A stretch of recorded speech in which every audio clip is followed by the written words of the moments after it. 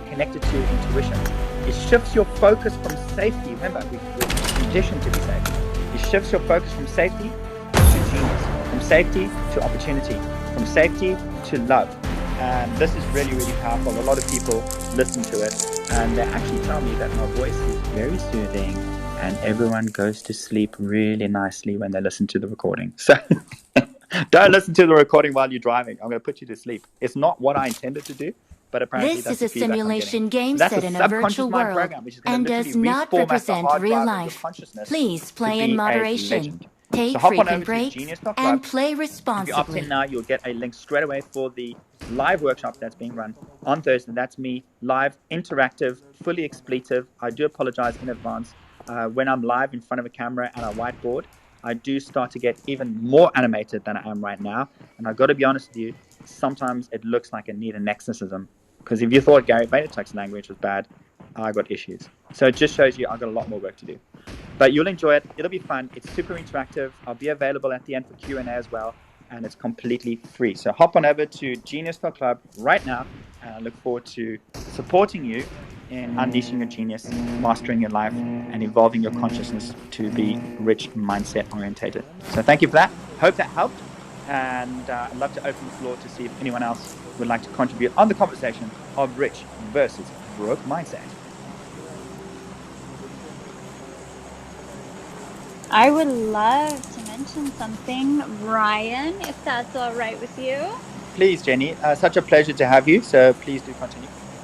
Well, thank you so much. My name is Jenny. I am a consultant for small businesses that are just wanting to start or if they've already started and they're wanting to grow, as well as like product development. Anything else about me is in the bio. But when it comes to this topic about having the rich mindset versus the poor mindset, I am so passionate about it because it truly, truly is there's even a book, and if you've already mentioned it, please forgive me, but it has to do with the way that we are comfortable in our financial temperature. We all have a financial temperature. So if I were to give maybe certain people in the audience $10,000, right, just as an exercise, then there are some people who would take that $10,000, they would save it, accept it, and grow it, or they would go ahead and spend it right away to get back to what they feel is that financial equilibrium. So once you know that about the psychology of our minds, and when it comes to money and mindset, then you can take that piece and say, wait a minute, now that I have more income coming in, I'm going to make that choice. I'm going to change my mindset and make the choice to not be tempted to just blindlessly spend this or be, not budget it or not invest it in a proper or correct way out of what feels comfortable. So what you need to do is just go with what feels uncomfortable in order to grow with anything in life, and that includes your finances as well. So take that food for thought. Make sure that you really, really focus on that. When that money comes in, open yourself up to it, open yourself up to receiving it mentally, energetically, receive it, and then don't let it scare you away. Stretch that muscle and make it so that you can stretch the muscle even more so for more money when the finances come up again later on in life, and that rich mindset just grows and grows and grows. Thank you so much, Ryan, for having me speak, and to John and Samantha and Rob at Diamond and everyone else up here. And I hope you all have a beautiful good morning, afternoon, or evening. I'm Jenny, done speaking. Thank you, Jenny. That was beautiful. I love that. Yeah, that really coincides what I was talking about with the resilience to tension, So people's ability to handle the level of tension that a certain amount of money brings will determine whether they actually keep it or effectively attract things like unexpected bills, car issues, properties having repair bills, etc., etc. So I love how you shared that, Jenny. That's super wise. Thank you. Cool, cool, cool. So, anybody else who hasn't chimed in yet on the rich versus broke mindset? This is Ryan. This is Diamond. And Boom. I love you so much.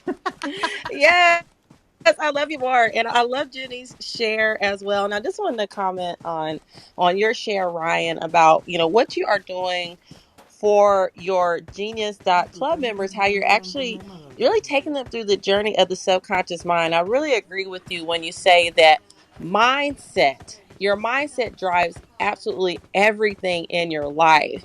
Before you can exceed, succeed, or achieve the things that you desire, your mind has to be in the right frame. And you really touched on some amazing things about the comfort zone. And a lot of times we don't realize how that is where everyone is literally hanging out in that comfort zone. And that's where that broke mindset is as well. In that zone, it's like, hey, let's not do anything outside the status quo. Like you said, let's not do things that are quote unquote unsafe. Let's do what we've been doing, even if that's not really working for us, and realizing the benefits that we desire in our lives. And I think that's so important to recognize that, because when you do take steps out of the comfort zone, what happens? That little voice in your subconscious or the unconscious mind will kick in and be like, hey, wait a minute. What are you doing? We don't do this. This is not safe for us. This is not the status quo. This is not the comfort zone. And if that's not bad enough, what else happens? All the people in the comfort zone with you, whether it be your family or your friends, they're going to tell you the same thing. Wait a minute, you can't do that. We've never seen anyone do this. This is not safe for you. And some of them are going to be coming from a place of love. They really just want the best for you. And because they're not familiar with it, they have these self-limiting beliefs. They're going to project them on you. They're going to say, you know what? I haven't seen this. I'm not familiar. I don't want you to do this because I don't know that it's possible, because I don't believe it's possible for me or anyone that I have seen do this thing. And then you're going to have some people who are just negative naysayers who don't want to see you exceed what they think is possible in their life. And they're going to say, hey, you can't do it because I don't think I can do this thing. And so it's up for you to really determine what voice are you going to listen to. And through the training like Ryan is offering for you, you're going to be able to tap into that unconscious and really let that unconscious, subconscious mind understand what is important to do, what is important, what's going to serve you best. And yes, that does mean you're going to have to get comfortable with being uncomfortable to be able to stretch yourself to that next level. And if you go through the teachings that John has offered, that Rob has offered, that Samantha offered, you're going to see a theme here. Each of them are going to require you at some point to do something you are uncomfortable with, but they're doing it in a way that's a guided success path. They understand what it takes to get there. They've already been down the path. They already identified the bears and the traps and how to avoid those pitfalls. I believe somebody said potholes earlier today or something to that effect.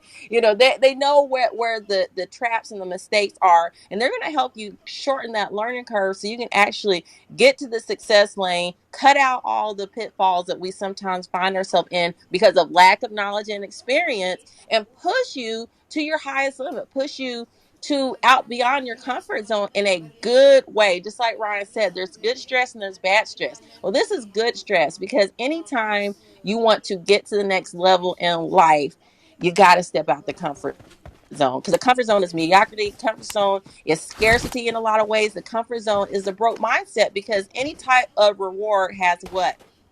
There's some risk. There's some level of risk associated with, even if it's just the risk of what will people think or what will people say. There's always a risk when you're stepping out, but you have to understand that that risk can be mitigated. How? By having guidance from people who are successful, by making calculated, well thought decisions, and doing things that are in alignment with your why, with your spirit, with your mind, body, and spirit. When you're walking in alignment, you will see that even if it is a little bit uncomfortable to step out, things will fall into place when you're moving in that way. And when you have that helping hand, as well. And I will tell you this from my experience: every single time that I've achieved any success in my life, I had to do this. I had to push out of my comfort zone. I had to recognize that, yes, there are some risks associated with it. And yes, I did have family and friends that weren't always supportive and didn't quite understand.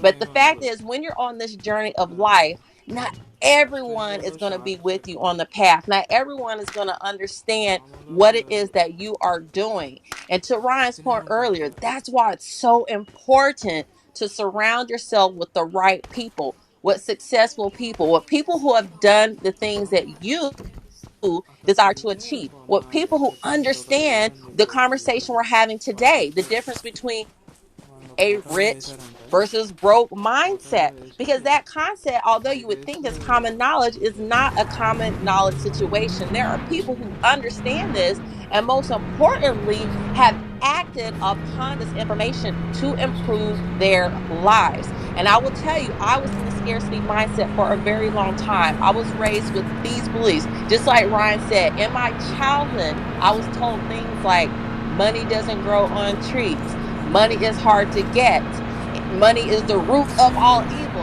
And so this gave me a very scarcity mindset when it came to money. And it wasn't until much, much later in my life when I started investing in personal development that I understood that these statements were false and just not true for my life. It may be true for some people's lives, but I did not accept that belief anymore for my life. And once I shifted my mindset from the scarcity mindset to the abundance mindset, particularly when it came to money, that is when the abundance really did flow to me. And I was able to do things like make calculated risk and do investments, like starting my business, which is also a risky investment. Stepping out of my comfort zone and speaking my truth to become a coach.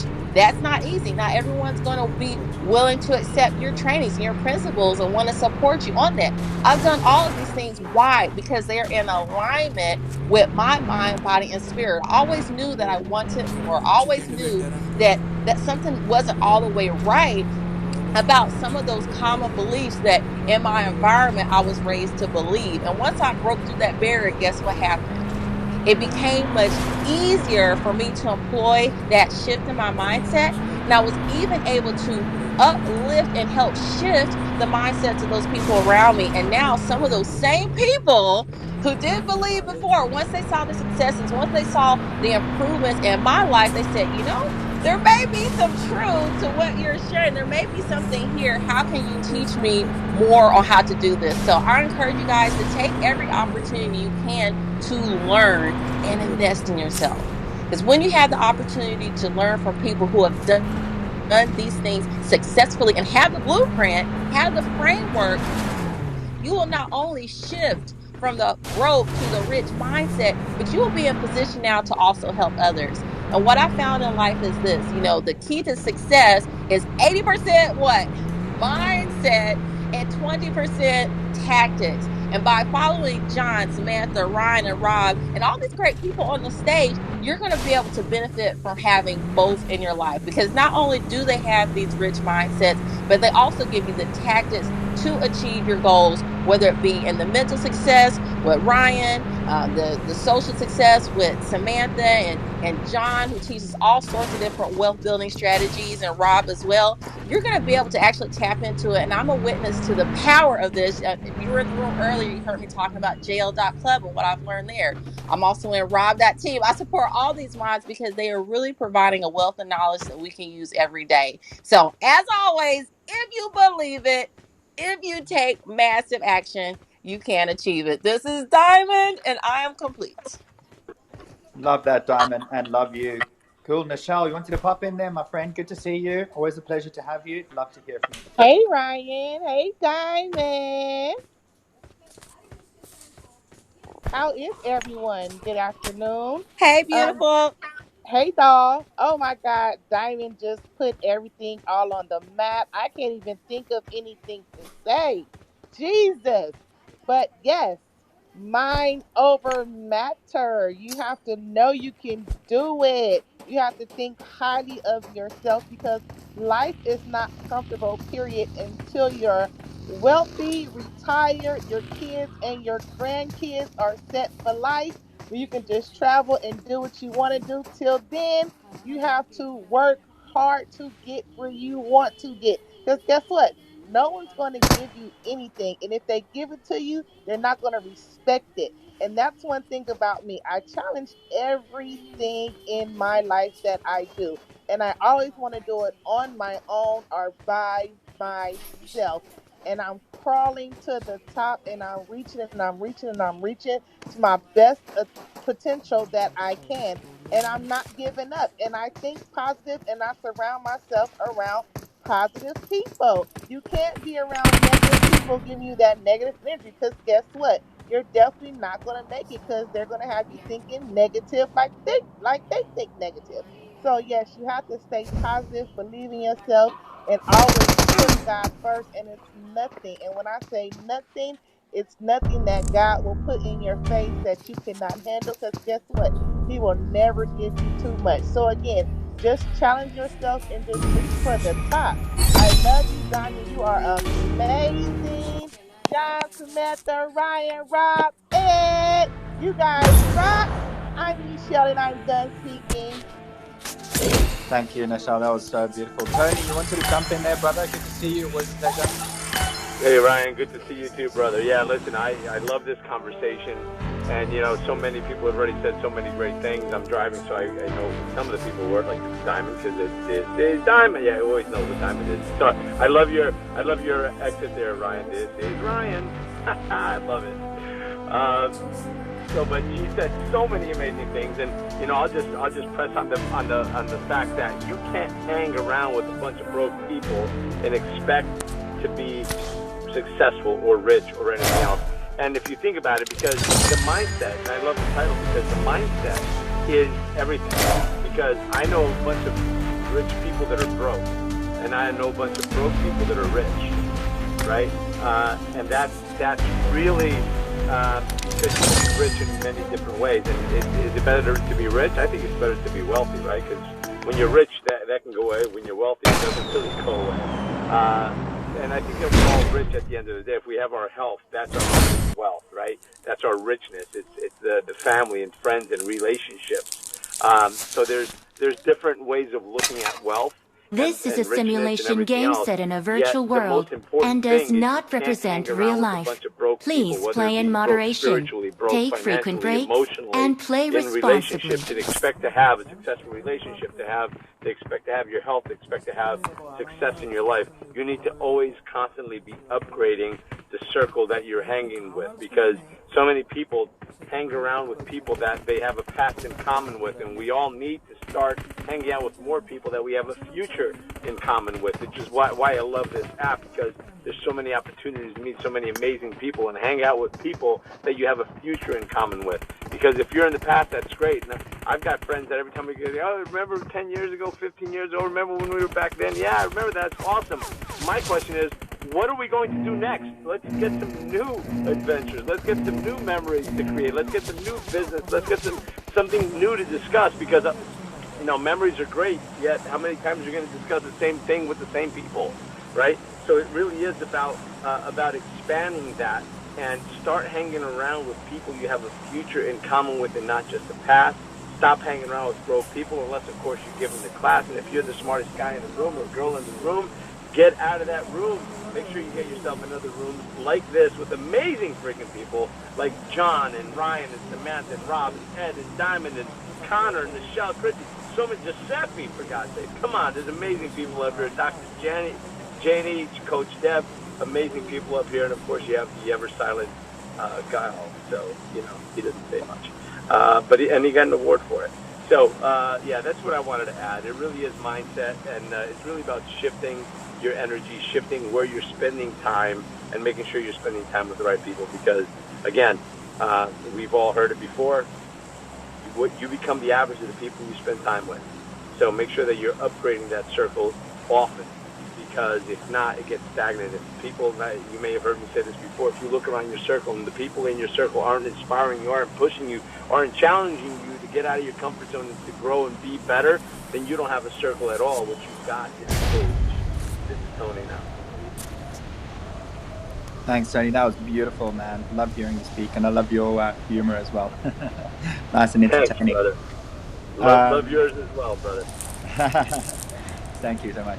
So, anybody else want to jump in on their perspective of rich versus broke mindset? I'd love to hear from you. Let's keep the conversation going between the panelists.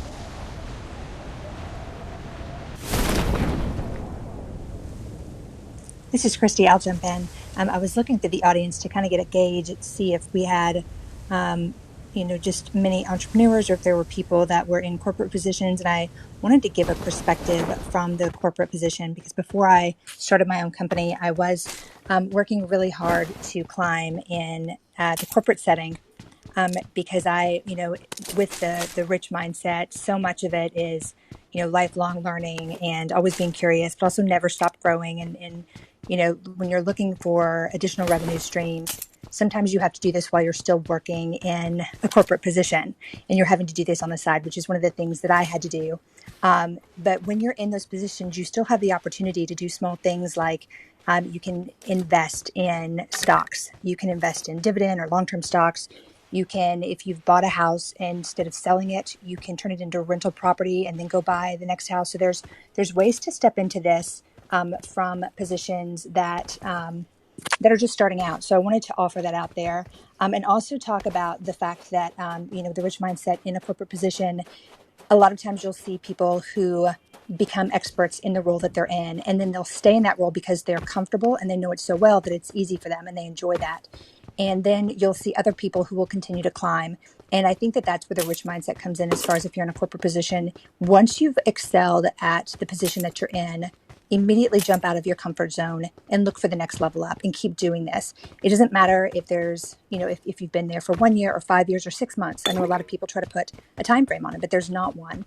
The time frame should be your expertise and your hunger and your grit. So the second you find that you've mastered that role, look for another role either within the organization or outside if you have to, and make that move and continue improving yourself in those positions. And if you are wanting to, have goals to get to the top of the organization and run it as a CEO, then go for that. And if you have to keep moving to do that, find ways to, you've heard a lot of people say today about the people that are surrounding you. So, make sure that you're surrounded by people who can help you level up, whether they're sponsors or mentors, and take those chances. And if you fail forward, you'll see a lot of people at the top will do that. And then that also offers you the income to then make that money work for you. So that the more you climb, the more money that you'll make that you can then put into other things to invest in yourself, whether it's books or courses, whether it's opportunities to network with more like-minded and successful people, or whether it's opportunities to put money in investments, whether it's stocks or whether it's other businesses as an investor. So there are ways to do this if you're not an entrepreneur. I just wanted to throw some of those out there because I know that a lot of those were very helpful for me. And so I hope that helps someone. Thanks so much. I'm done speaking. Yeah, thank you so much for bringing in that corporate angle. Like, I'm not a preacher of people needing to go to entrepreneurship. I think it is a choice. And maybe some people are better off in a corporate structure where they can excel and they've got those structures and systems and processes that can empower them to facilitate their own genius. So thank you, Chrissy. I really appreciate you for chiming in on that, and appreciate your wisdom. Okay, anybody else want to chime in on rich versus broke mindset? Enjoying hearing from various different people. We've got some new people on the panel. Feel free to just jump in and share your wisdom and love. Hey, Ryan. Hey, how are you? Good, how are you? All the better for hearing you. Thank you. So I think that one of the are really want to make money in life, but also enjoy what you do and do it with passion. Before I was in and out with the little one, but I think that one of the key points really to make money is not to do something for the purpose of the money. When I started my journey as a digital entrepreneur, I had no idea what I was doing. I was actually kite surfing somewhere in a Caribbean island when I decided that I want to do it, more professionally. And I've started to work with kite surfing brands and with surfers, and I created a website at the time before there was Wix, before there was WordPress, everything I learned by myself just because I was passionate about it so much.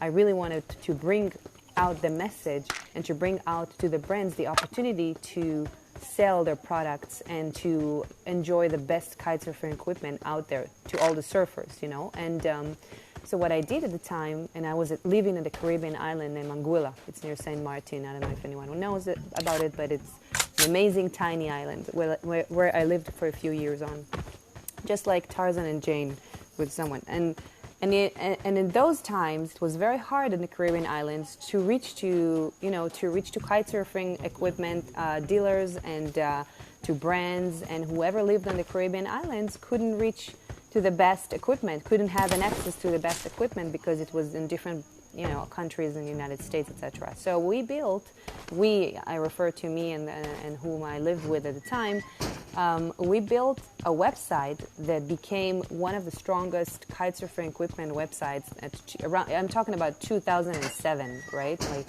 many, many years ago when I was young and wild on the Caribbean islands. And I built it from scratch, from coding that I learned on the go. I learned it from different courses online. I never learned it officially in school, and I learned graphic design by myself. And I've learned marketing basics, and I started to create this website from kitesurfing equipment that enabled me to connect people between all over the world, because it's not only that I wrote about the kitesurfing equipment, but I also gave access to different kitesurfers to write about different places in the world where they are, so from all over the world I started to get traction to the website because it was ranked very high at the time on Google. There was no much competition. It was really the beginning of everything. And while I was building the website and creating all this content, I also started to, everything started to rise up. The YouTube channel started to be very popular. Facebook just arrived to the world. MySpace was very strong at the time. There were a lot of forums where people were anonymous. I remember those days when we didn't know who's writing, who's behind the name, and today everyone knows on Facebook, groups who they are. But at the time, it was very popular, and I was very known for that Israeli lady that lives in a Caribbean island with a French guy and kitesurfing around the world, traveling around the world. And we used to travel around the world, take pictures, upload them to our website, create a lot of articles around kitesurfing equipment, great beaches to kite on, a lot of tips and tricks around kitesurfing. We gave a lot of people, we featured a lot of kite surfers on our website, and we became very, very strong at the time while traveling, while doing what we love, kite surfing, obviously. And we just started to make money from it. So we built a shop online before e-commerce was so popular and before there was Shopify, anything, there was nothing. I'm telling you, there was no WordPress and Wix, nothing, even basics, no editor to create content, but we just did it as we go. And the more we created content, the more we got traction and the more we created sales. And the money came only after I really did what I really loved. And I didn't even feel like I was working. I woke up in the morning, it was like, we wake up with the how do you call it, with a chicken that is like waking up everyone in the morning, and it was like 6 a.m. going to kite on a private beach, and then going back and working on new content, working on new articles, featuring new surfers, planning the new trip, making collaborations, working with affiliate programs, so many things, and learning while I'm doing it. So I think the more you do something with a passion inside you, the more you create, the more you make things that you really love doing when you wake up in the morning, that's more chances for you to make money, rather than if you were waking up and thinking, oh, what am I going to do today to make money? No, do what you love and think about how it can reach potential clients and people that you can at the end of the day build business model around it, and not the opposite. Anyway, that will be my little share for that stage, and I hope I contribute someone, and I'm complete. Thank you for the mic. Wow, thank you. That's really cool. I didn't know that about you. I'm from Cape Town in South Africa, and I think you might know that that's one of the top kiting locations in the world. Like where my house is, or where my family live, You can literally go for a walk on the beach and there'll be like 60, 70 kites out at any one time. Yeah, it was one of the most popular destination on our website. It was yeah, so big. We had so many kite surfers coming from Cape Town and from Africa totally. in general. Yep. Yeah, so that Bloberg area, that's where I grew up, went to school. So did you kite surf? Yeah, man. That's why that's why my hair's a bit crazy. It's never straight. So yeah. But you tried it? Did you try it? Yeah, I used to surf and kites and stuff. It's all pretty cool. Cool. So, yeah, I love it. Awesome. I love it. That's why I'm on Clubhouse. Otherwise, I'd be kiting now. So there you go. Cool. Thank you. Love you. Always appreciate your contribution. So, okay. Anybody else want to just chime in on rich versus broke mindset? I'm enjoying this conversation flowing between the different panelists. Really enjoying learning about each one of you.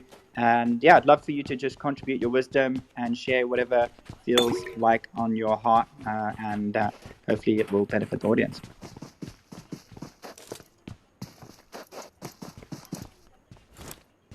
Not everyone at once. Please, you guys. We cannot hear everyone together. This is the silent meditation part of the room. Yeah. I'm happy to chime in. Hey, I can talk for Africa, by the way, so I just want to give everyone an opportunity. So if anyone is there who wants to just chime in, that would be great.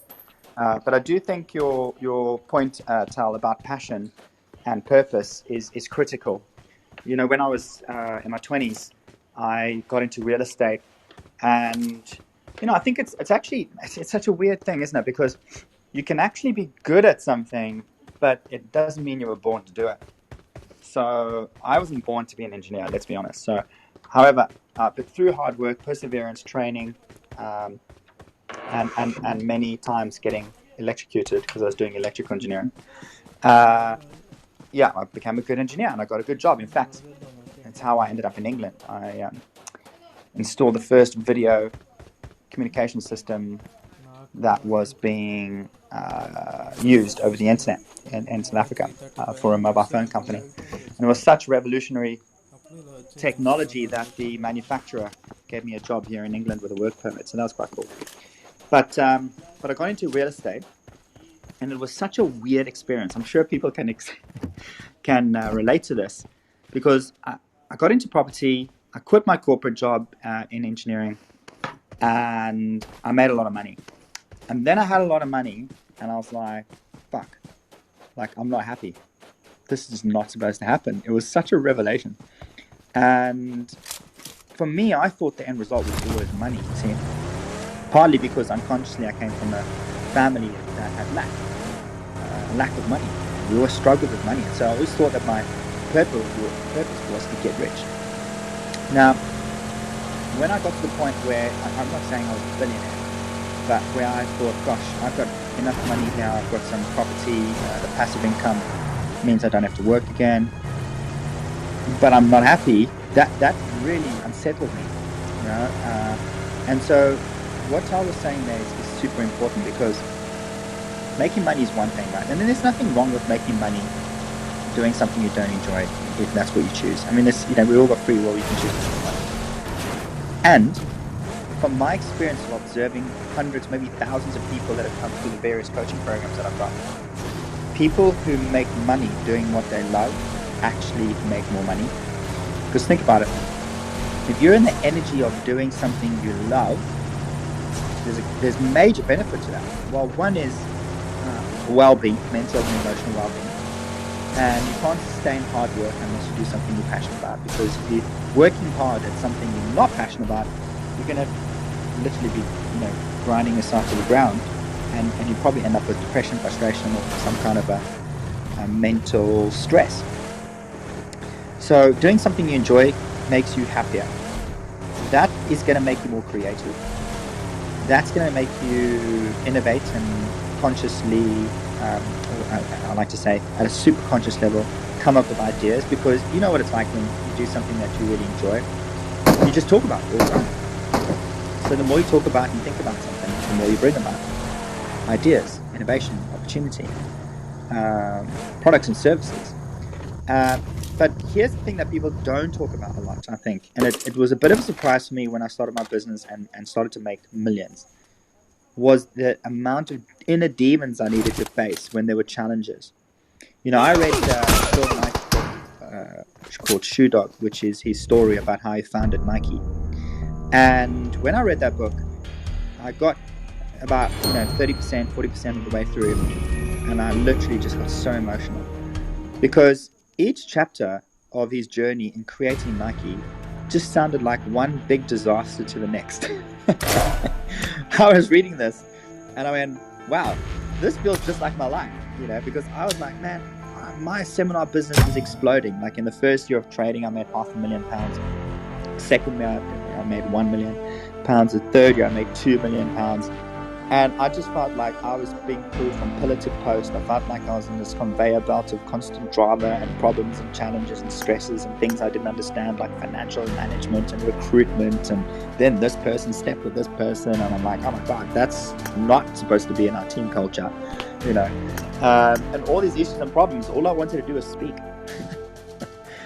And when I read this book, I realized, hang on a second, problems, particularly as they grow whilst you grow in success, are not things falling apart. It's things evolving.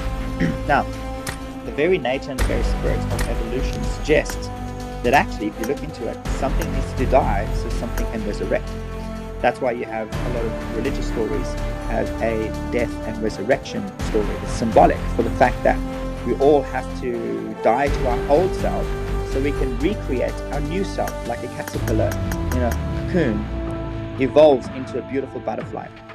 Well, if you want to evolve your mindset to earn more money, you have to die to your old mindset.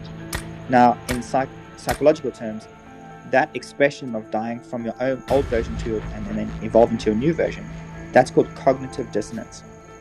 I don't know if anyone here has gone to a new level of awareness, a new level of inspiration, maybe a challenge in your life, a relationship setback, maybe financial setback, and you feel like you're going nuts. You're not nuts, but you feel like you're going nuts. You feel like your whole world is falling apart. But guess what? That's not a bad thing. That's actually your consciousness evolving to a new level of awareness, a new level of creativity. You're literally breaking free from the cocoon of your comfort zone to become a beautiful butterfly, so you can create more wealth, so that you can do it all over again tomorrow. And so people don't talk about this enough, and I think it can be a surprise, is that success brings stress, but our relationship with stress can determine whether we can channel that stress into creativity. Stress is just a form of tension. You can't take action without tension. Procrastination is just a lack of tension. We've all had that school project that we needed to complete, and we've probably been given 3 months to do the project, but we did it the night before. So why did we do it the night before and not 3 months earlier? Because the tension kicked in the night before. So therefore, a lack of action is simply a lack of tension. What creates tension? Accountability, customers, inspiration, mentoring, masterminds, workshops, trainings,